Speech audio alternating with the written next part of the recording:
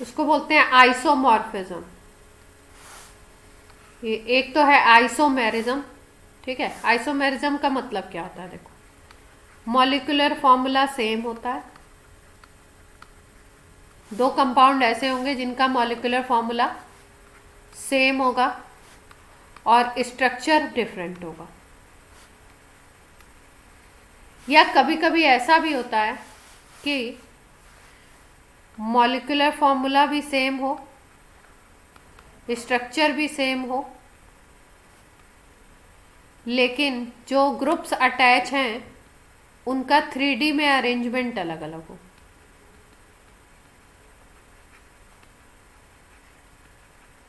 इस प्रोसेस को हम बोलते हैं आइसोमेरिज्म। ठीक है, तो पहले भी बता चुके हैं आइसोमेरिज्म आपको। बताया नहीं बताया? नहीं बताया? अच्छा, चलो थोड़ा सा इंट्रो दे देते हैं, अभी बाकी ऑर्गेनिक में तो हम पढ़ने ही वाले हैं। क्या बात बताई उसको एग्जाम्पल से समझा देते हैं। देखो, दो कंपाउंड होंगे ऐसे, दो हो, तीन हो, चार हो, मॉलिक्यूलर फॉर्मूला सेम होगा, लेकिन स्ट्रक्चर उनका क्या होगा? डिफरेंट हो। जैसे देखो, अगर हम एग्जाम्पल लें C2H5OH को, तो इसका जब स्ट्रक्चर बनाते हैं तो इसका स्ट्रक्चर ऐसे बनता है, CH3 single bond CH2 single bond OH, ऐसे होता है। ठीक है, ये OH ग्रुप को बोलते हैं अल्कोहलिक ग्रुप, ये अल्कोहल है अभी। ठीक, अब इसका आइसोमर हमको बनाना है। इसका आइसोमर अगर बनाते हैं तो ये बनता है CH3OCH3। ये जो ग्रुप होता है जिसमें एक तरफ CH3 दूसरी तरफ CH3 आ गया और यहाँ पे बीच में O आ गया, इसको हम लोग बोलते हैं ईथर ग्रुप। ये ईथर फैमिली का कंपाउंड है।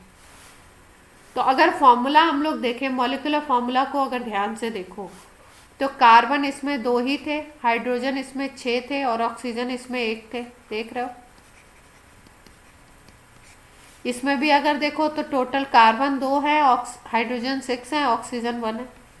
तो मॉलिक्यूलर फॉर्मूला दोनों कंपाउंड का सेम टू सेम है, लेकिन एक में OH बॉन्ड है और एक में ये CH3OCH3 बॉन्ड है।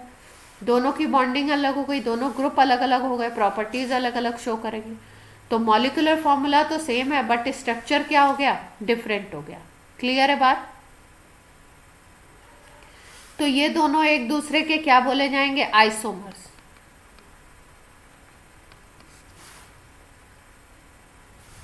अच्छा, ठीक है। कभी कभी आइसोमर्स की जो कंडीशन होती है वो ऐसी भी हमें देखने को मिलती है।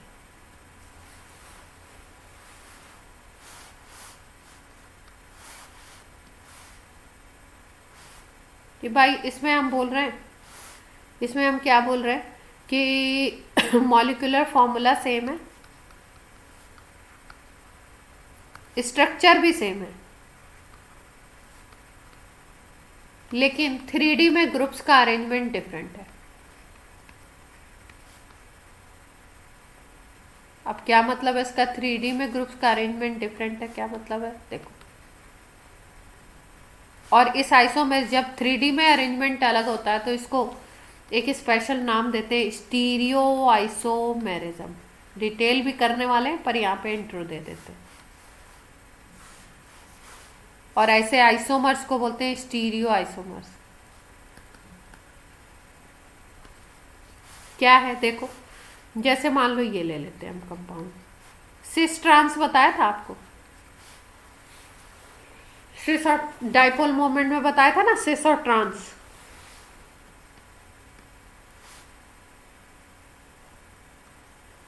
यहाँ पे मान लो हम लोग लेते हैं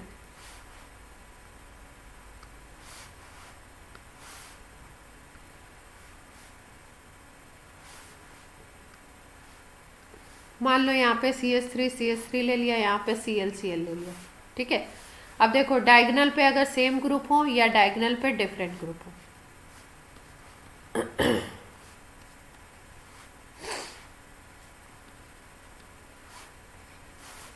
यहाँ पे अगर फॉर्मूला देखो, स्ट्रक्चर देखो तो दोनों सेम है। कैसे? फॉर्मूला भी सेम है। कार्बन अगर देखो तो CH3 दो है, फिर यहाँ दो कार्बन है, फिर दो Cl है। यहाँ पे भी देखो Cc और दो CH3 दो Cl, तो मॉलिक्यूलर फॉर्मूला तो सेम ही होगा दोनों का। स्ट्रक्चर भी अगर देखो तो सेम है। स्ट्रक्चर का मतलब क्या होता है, किसके बीच में कैसा बॉन्ड है, डबल या सिंगल। कार्बन कार्बन बीच वाले में डबल बॉन्ड है, यहाँ पे भी है। कार्बन और जो ये CH3 ग्रुप मिथाइल बोलते हैं इसको, मिथाइल इससे सिंगल बॉन्ड से जुड़ा हुआ है। एक मिथाइल है और दूसरा मिथाइल है, दोनों सिंगल बॉन्ड से जुड़े। ठीक है, ये यहाँ पे Cl सिंगल बॉन्ड से जुड़ा है, यहाँ भी Cl सिंगल बॉन्ड से जुड़ा हुआ है। स्ट्रक्चर तो सेम है, लेकिन 3D में अरेंजमेंट अलग हो गया। 3D में अरेंजमेंट कैसे अलग हुआ देखो, अगर यहाँ पे देखो तो पहले ही कार्बन पे दोनों यहाँ पे मिथाइल लगे हुए हैं, और यहाँ पे पहले कार्बन पे एक जगह मिथाइल है, एक जगह Cl है। देख रहे हो? यहाँ पे दूसरे कार्बन पे एक जगह Cl, एक जगह मिथाइल। यहाँ देखो एक ही कार्बन पे दोनों मिथाइल, एक ही कार्बन पे दोनों Cl। तो जो 3D में अरेंजमेंट हो गया ना, जैसे मान लो ये कार्बन है, ठीक है, इसके इधर A ग्रुप लगाओ, इधर मान लो B ग्रुप लगा दिया, इधर B लगा दिया, और इधर तुमने D लगा दिया।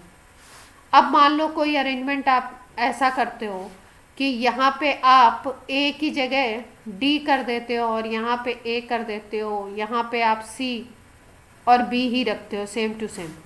तो अगर 3D स्पेस में इसको देखोगे तो 3D स्पेस में इन दोनों की पोजीशन इंटरचेंज हो गई है ना, A और D की, इस स्ट्रक्चर और इस स्ट्रक्चर में।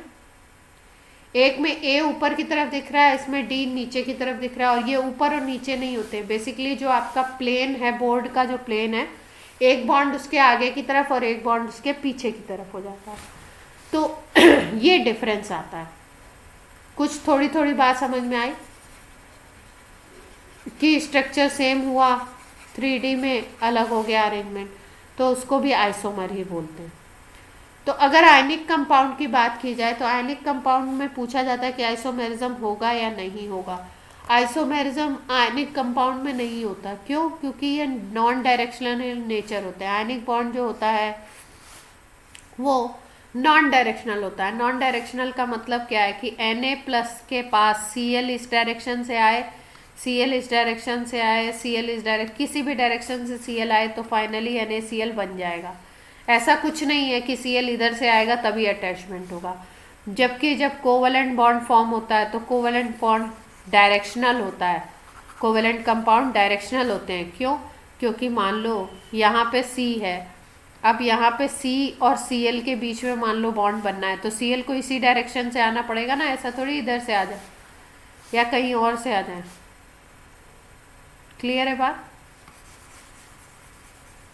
तो डायरेक्शन का मेन मतलब जो आयनिक और कोवलेंट में होता है वो ये होता है कि जब आपका आयनिक की बात करो तो आयनिक चार्ज के इलेक्ट्रॉन के ट्रांसफ़र से बनते हैं। तो इलेक्ट्रॉन किसी भी डायरेक्शन से एक एलिमेंट से दूसरे एलिमेंट में जा सकता है। जबकि हम लोग अगर बात करें बॉन्ड बनाने की तो बॉन्ड एक पर्टिकुलर जगह पे ही बनते हैं, क्योंकि ऑर्बिटल का एक ओरिएंटेशन होता है, ऑर्बिटल का एक स्ट्रक्चर होता है, उसके अकॉर्डिंग ही ओवरलैपिंग होती है। ठीक है, तो कोवलेंट बॉन्ड आपका डायरेक्शनल होता है, इसलिए वहाँ पे आइसोमेरिज्म का फिनोमिनन हमें देखने को मिलता है। लेकिन आयनिक बॉन्ड में ऐसा कोई फिनोमिना हमें देखने को नहीं मिलता। लेकिन यहाँ पे अगर हम बात करें तो आइसोमेरिज्म तो नहीं कहेंगे, दूसरा एक फिनोमिना प्रेजेंट होता है जिसको हम बोलते हैं पॉलीमॉर्फिज्म। पॉली का मतलब होता है मैनी, और मॉर्फोलॉजी का मतलब जो लोग बायो पढ़ते हैं उनको पता होगा, ऊपर से स्ट्रक्चर आप देखो अगर तो मॉर्फोलॉजी का मतलब होता है बेसिकली एक्सटर्नल व्यू। ठीक है, बायो में जैसे हम लोग पढ़ते हैं किसी पर्सन को आपने ऊपर से देखा तो मतलब आपने उसकी मॉर्फोलॉजी देखी, कितना लंबा है, कितना गोरा है, कितना काला है, उसके बाल कैसे हैं, उसके हाथ कैसे हैं, ये आपका हो गया मॉर्फोलॉजी। और अगर आप अंदर से उसको डाइसेक्ट कर, इंसान को नहीं मतलब किसी को भी अगर डाइसेक्ट करके आप अंदर से देखते हो, internal structure, that is anatomy बोलते हैं। तो इसका तो अपने को काम नहीं है। मॉर्फोलॉजी का मतलब ऊपर से देखने से वो सेम दिखाई दे, तो ऐसे क्रिस्टल स्ट्रक्चर को हम लोग बोलते हैं क्या? पॉलीमॉर्फ। एक दूसरे के पॉलीमॉर्फ्स बोले जाते हैं।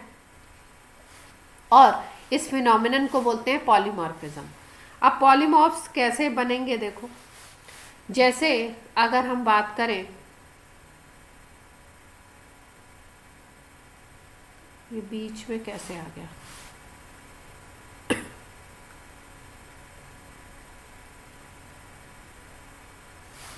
जैसे अगर हम लोग बात करें कि पॉलीमॉर्फ का मतलब क्या है, तो पॉली मतलब मैनी और मॉर्फोलॉजी मतलब स्ट्रक्चर अलग अलग हो, कंपाउंड एक ही है। मान लो कि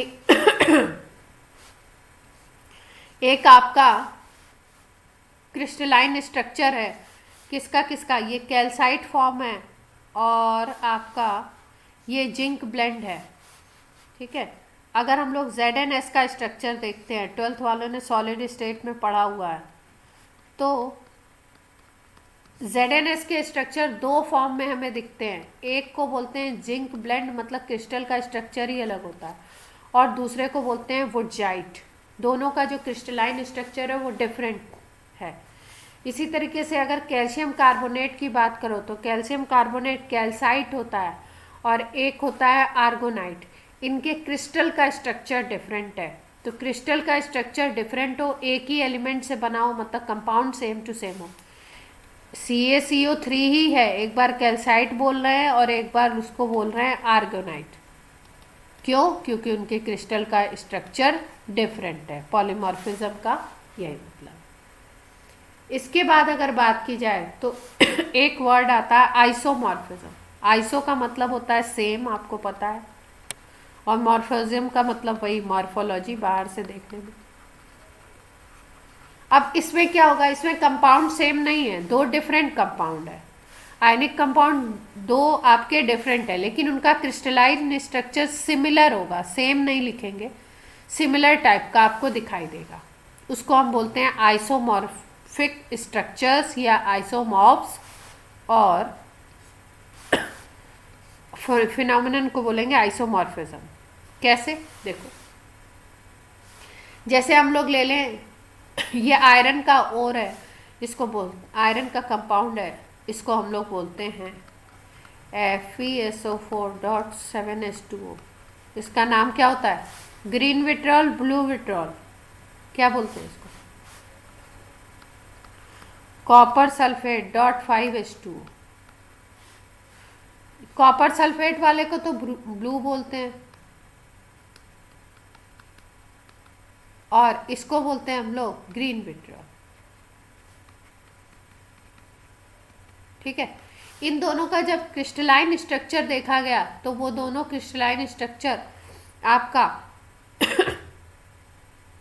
सेम आया या डिफरेंट आया, ये देखते हैं। तो देखो, अगर आयरन की बात करो तो आयरन यहाँ पे +2 स्टेट में होता है, Fe+2 में होता है।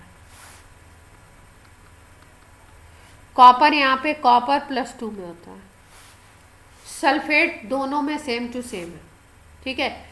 लेकिन इसका जो क्रिस्टल है यहाँ पे 7H2O है, और इसके क्रिस्टल में यहाँ पे अगर आप देखो तो कितने H2O हैं, 5H2O, ठीक है। तो एक तरीके का नहीं दिख रहा है। अब देखो नीचे की तरफ, एक MgSO4.7H2O, FeSO4.7H2O, ZnSO4.7H2O। देखो इसके एक पूरे उसमें एंटाइटी में 7H2O 7H2O 7H2O सेम है। जिंक की अगर ऑक्सीडेशन नंबर देखो तो यहाँ पे +2 होगी, आयरन की यहाँ पे +2 होगी, और मैग्नीशियम की यहाँ पे +2 होगी। बाकी सब SO4 SO4 SO4 है। तो ये कैसा दिख रहा है, एकदम इसका जब स्ट्रक्चर देखा जाएगा तो सेम आएगा, इसलिए इसको हम बोलते हैं आइसोमॉर्फस। क्लियर है बात? तो बोला जा रहा है cation of both compound should be similar shape और स्ट्रक्चर और iso structural. Similarly both of compound should have anion have similar structure, मतलब कैटायन और एनायन का सिमिलर स्ट्रक्चर होना चाहिए। तो यहाँ पे अगर देखो तो SO4 SO4 SO4, तो एनायन तो यहाँ पे SO4-2 है जो सब में कॉमन है, तो सेम ही स्ट्रक्चर होगा भाई। एक का SO4 दूसरे के SO4 से डिफरेंट तो होगा नहीं, सेम है क्योंकि सेम रेडिकल है। Mg+2 Fe+2 Zn+2, इनका जब स्ट्रक्चर देखा गया तो सेम था। तो ये सारे क्या हो गए, आइसो स्ट्रक्चर। क्लियर है बात, आइसोमॉर्फस। अब जैसे देखो एक सोडियम का और है Na2CO3 और एक है NaNO3, ये दोनों सेम नहीं होते हैं। क्यों? क्योंकि ये जो Na और Na की तो मॉर्फोलॉजी सेम होती है, लेकिन जब CO3 कार्बोनेट की देखी जाती है तो अलग होती है और नाइट्रेट की देखी जाती है तो अलग होती है, अलग तरीके का स्ट्रक्चर देखने को मिलता है आपको। जैसे कार्बोनेट को अगर देखोगे तो कार्बोनेट ऐसे बनता है, C double bond O single bond O single bond O और दोनों ऑक्सीजन पे माइनस माइनस चार्ज। नाइट्रेट का अगर स्ट्रक्चर देखो तो नाइट्रेट डबल बॉन्ड O तो बनाता है, एक के साथ O माइनस होता है लेकिन एक के साथ कोऑर्डिनेट बॉन्ड आता है। तो अगर हम लोग बात करें तो स्ट्रक्चर को अगर देखो आप तो यहाँ पे CO3-2 और NO3-2, इन दोनों को अगर देखो तो कुछ आप बोल सकते हो कि सेम है। ट्राइगोनल प्लेनर यहाँ पे भी है, ये भी ट्राइगोनल प्लेनर है, इसको अगर देखेंगे तो ये sp2 में जाएगा और ये भी sp2 में जाएगा। ठीक है, इस कंपाउंड को देखो तो दोनों का ये स्ट्रक्चर सेम है, लेकिन Mg+2 और Na+ के बारे में हम कुछ अभी अगर हमें स्ट्रक्चर नहीं पता है तो हम नहीं कह सकते। तो ये क्योंकि ये भी सेम होना चाहिए, अगर ये सेम नहीं है तो यहाँ पे देखो लिखा है कैन बी आइसोमॉर्फस, हो सकते हैं, ठीक है, पर पक्का नहीं कह सकते। अगर Mg+2 और Na+ के बारे में स्ट्रक्चर में पता हो तो हम कह सकते हैं। क्लियर है बात?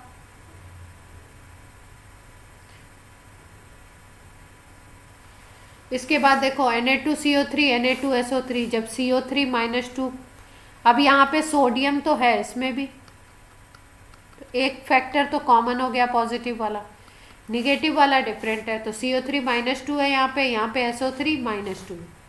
ठीक है, तो इन दोनों का अगर स्ट्रक्चर देखा जाए तो ये जो स्ट्रक्चर बनता है ये बनता है आपका sp2 वाला, और इस स्ट्रक्चर को अगर देखो तो ये स्ट्रक्चर हमारा बनता है sp3 वाला।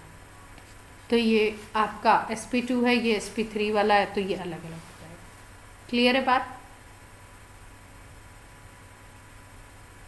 ठीक है, SO3-2 का स्ट्रक्चर बनाया और देखा कितने BP कितने LP, उसकी बेसिस पे हमने निकाला क्या,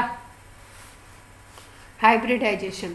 अब आप बोलोगे यहाँ तो BP आपके 2 दिख रहे हैं, ये तीसरा ये चौथा, 4 BP हो गए और 1 LP हो गया, तो यहाँ पे तो आइडियली 5 हो जाना चाहिए, है ना, स्टीयरिक नंबर हो जाना चाहिए, और 5 हो जाएगा तो sp3d हो जाएगा, है ना।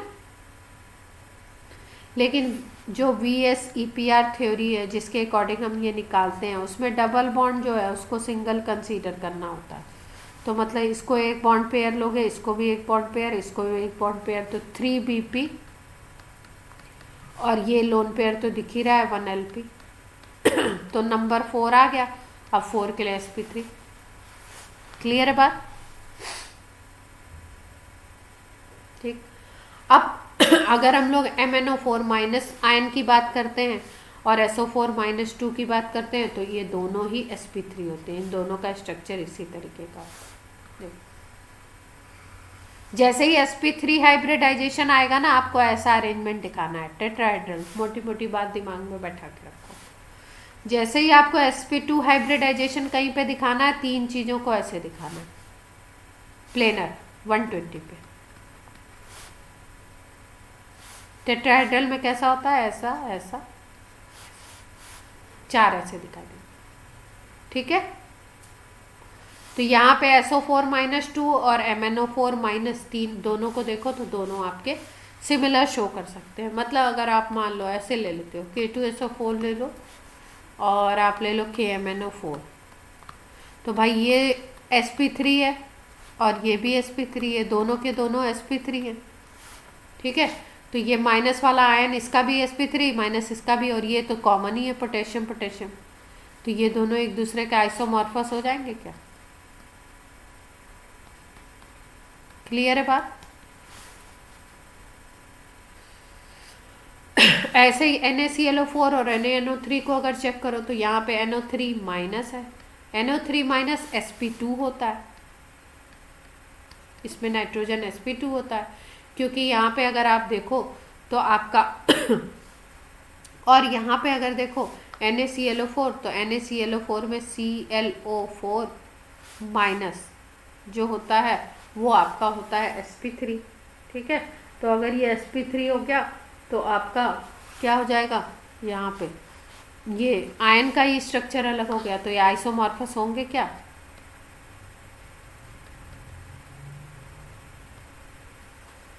ये दोनों एक दूसरे के आइसोमॉर्फस नहीं है। क्लियर?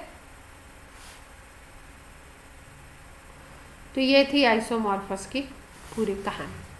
पॉलीमॉर्फस में क्या होता था, एक ही कंपाउंड होगा। आइसोमॉर्फस में अलग अलग कंपाउंड हैं, स्ट्रक्चर सेम सा दिखेगा, एनायन कैटायन सेम हो। और आपका आइसोमॉर्फस में क्या होगा, आपका आइसोमॉर्फस में एक ही तरीके का स्ट्रक्चर, पॉलीमॉर्फस में एक ही कंपाउंड अलग अलग तरीके के स्ट्रक्चर। आइसोमेरिज्म में आयनिक कंपाउंड दिखाएगा नहीं और आपका कोवेलेंट कंपाउंड दिखाएगा। Molecular formula same, structure different. या दूसरे तरीके की जो आइसोमेरिज्म होती है जिसको स्टीरियो बोलते हैं, उसमें मॉलिक्यूलर फॉर्मूला भी सेम, स्ट्रक्चर भी सेम, लेकिन 3D में ग्रुप्स का ओरिएंटेशन डिफरेंट। तीनों बातें क्लियर हैं सबको? लास्ट टॉपिक है आपका मेटेलिक बॉन्ड। यहाँ पे डिटेल में तो नहीं है, आपको बता भी चुके हैं पहले शॉर्ट में इसको। ठीक है,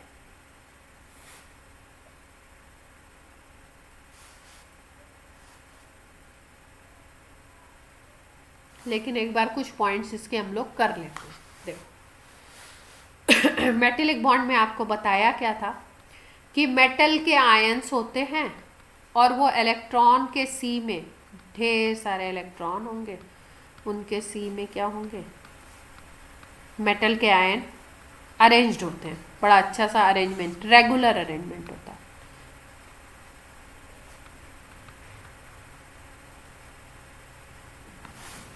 ठीक है, क्लियर है बात इतनी? अब इसके बारे में हम लोग सब कुछ जानते हैं, एक बार इसकी रीडिंग लगा लेते हैं, कोई पॉइंट नया आता है तो वो क्लियर करें। Nature electrical attraction between delocalised electron. Delocalised electron का मतलब है कि अगर आप एटम की बात करते हो, कोई मान लो मेटल है, ठीक है, और वो मेटेलिक बॉन्ड बनाता है, तो मेटेलिक बॉन्ड कैसे बनाएगा?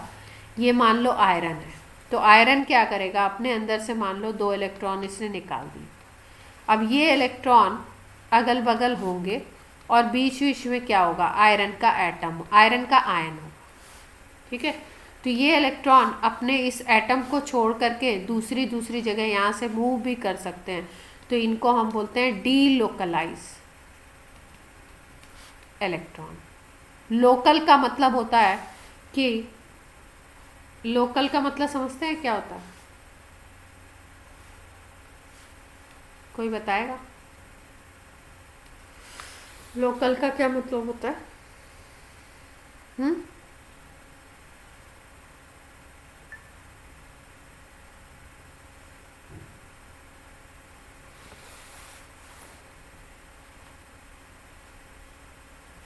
देखो लोकल का मतलब क्या होता है। लोकल अगर वैसे बोलो तो अभी बोलेंगे आप, जैसे ऑनलाइन क्लास में हमारे इतने सारे बच्चे हैं, तो हम बोले लोकल कौन कौन है, तो जयपुर वाले बताएंगे कि हम लोकल हैं, है ना।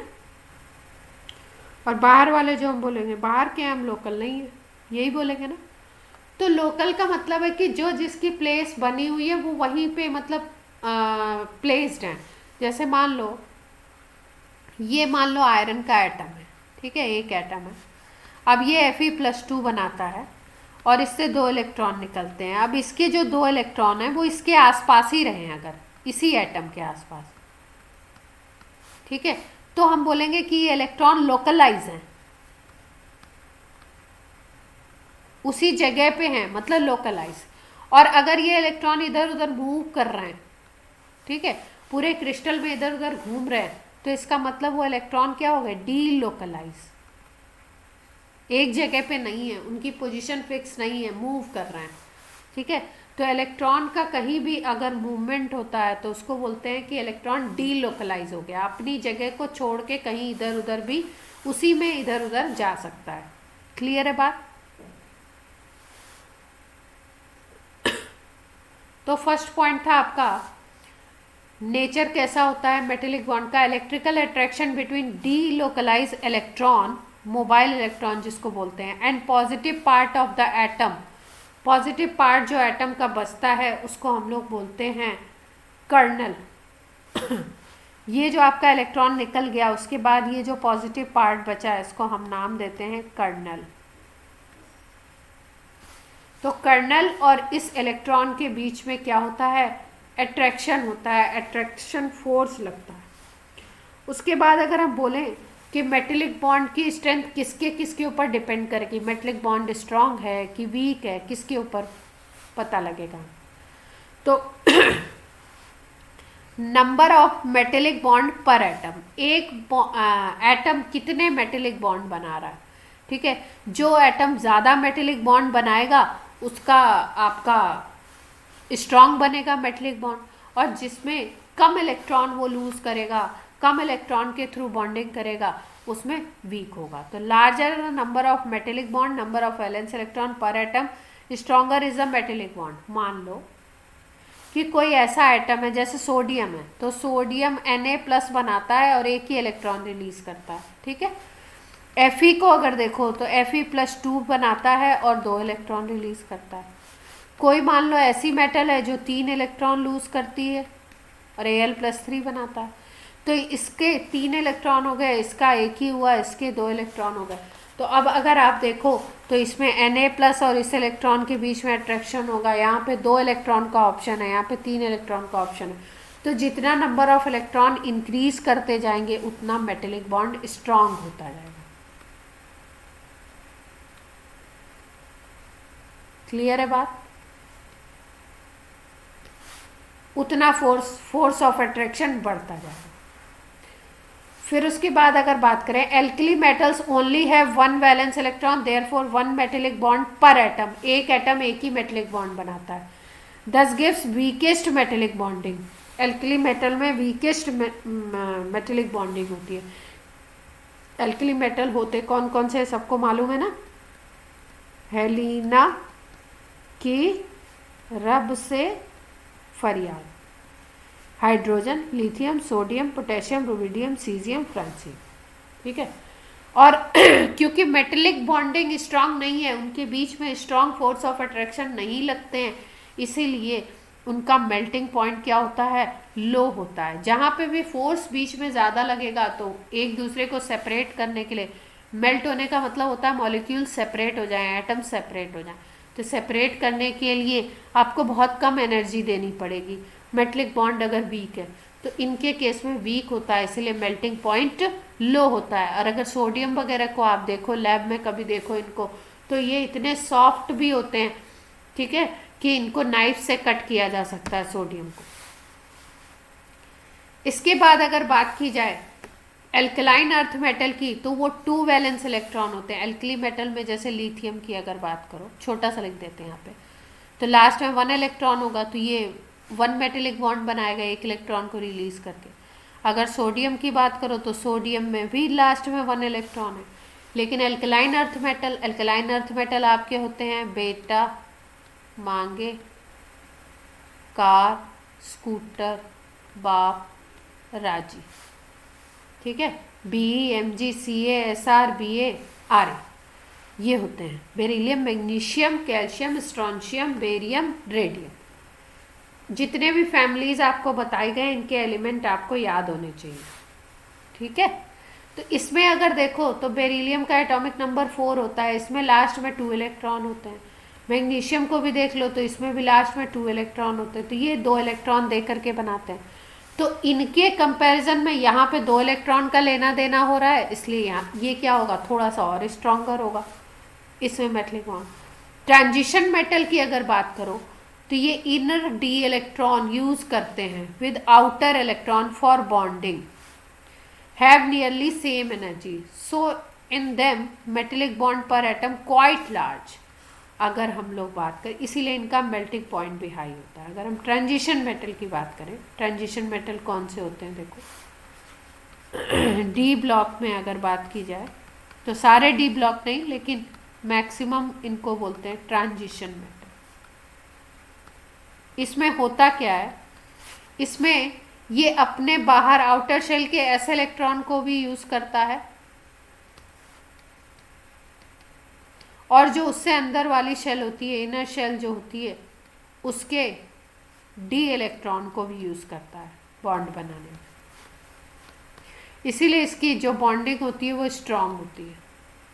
बहुत ज़्यादा इलेक्ट्रॉन की अवेलेबिलिटी हो गई तो स्ट्रांग मेटेलिक बॉन्डिंग होगी, और इसीलिए इनमें मेल्टिंग पॉइंट हाई होता है। बॉन्ड स्ट्रांग है तो मेल्टिंग पॉइंट भी हाई होगा। जैसे आयरन हो गया, कॉपर हो गया, कोबाल्ट हो गया, निकल हो गया, ये सब आपके ट्रांजिशन एलिमेंट। क्लियर है बात यहाँ तक?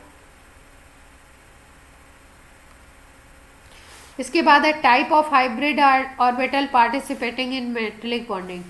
मोर directional and diffuse hybrid orbital form more strong metallic bonding. Hybrid orbital in transition metals are more directional and diffused than sp hybrid orbital in alkali and alkaline earth metal. Much stronger metallic bonding takes place in transition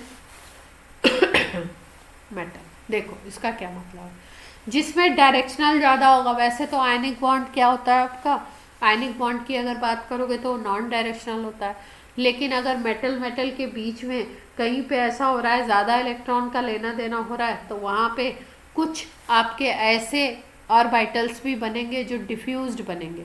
तो वहाँ पे जाकर के जो transition में बनते हैं, वहाँ पे जाकर के आपका कम ज़्यादा हो जाता है बॉन्डिंग, और जहाँ पे लेस डिफ्यूज होंगे, जहाँ पे आपके जैसे एल्कली और एल्कलाइन अर्थ मेटल हो गए, वहाँ पे आपका कम होगा। ये पॉइंट आपको थोड़ा कम समझ में आया होगा, इसको आगे एक्सप्लेन करते हैं, ठीक है, और टॉपिक बताते हैं तब। फिर radius of metallic atom, smaller the radius of atom shorter is the bond length, hence greater is the bond distance. भाई मान लो ये एक मेटल है, ठीक है, और ये दूसरा मेटल है, ये अब इतना बड़ा रेडियस है, ठीक है, एक दूसरे से बॉन्ड बना रहे हैं। अब मान लो एक ऐसा है मेटल का, ये बहुत बड़ा मेटल है, ठीक है, और ये इलेक्ट्रॉन है। तो बहुत बड़ा मेटल होगा तो इलेक्ट्रॉन और इसके बीच का डिस्टेंस बहुत ज़्यादा हो जाएगा ना भाई, ये रेडियस ज़्यादा है तो। और इसमें अगर रेडियस देखो तो रेडियस छोटी है, इलेक्ट्रॉन मान लो यहाँ पे, तो अब इलेक्ट्रॉन और रेडियस के, इलेक्ट्रॉन और न्यूक्लियस के बीच में डिस्टेंस कम है, तो यहाँ पे स्ट्रॉन्ग बॉन्डिंग होगी। और अगर एटम को बहुत बड़ा कर दो तो आपका वीक बॉन्डिंग हो जाएगी। क्लियर है बात? ठीक है, इसका मतलब हमें क्या पता चला कि अगर आपको अच्छा मेटेलिक बॉन्ड चाहिए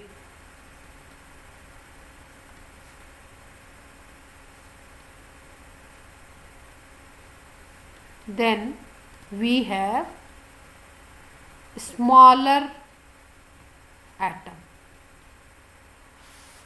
मेटल जो होना चाहिए वो कैसा होना चाहिए, छोटा होना चाहिए, उसका रेडियस अगर कम होगा तो वो अच्छा मेटेलिक बॉन्ड बनाएगा। अगर रेडियस ज़्यादा होगा तो मेटेलिक बॉन्ड बहुत अच्छा नहीं बनेगा। अच्छा का मतलब स्ट्रांग नहीं बनेगा, ठीक है, क्लियर है बात? बॉन्ड में अच्छा और बुरा क्या होता है, बॉन्ड में अच्छा का मतलब स्ट्रांग बॉन्ड, और बुरा का मतलब हो गया वीक बॉन्ड। यहाँ तक की बातें क्लियर हो गई?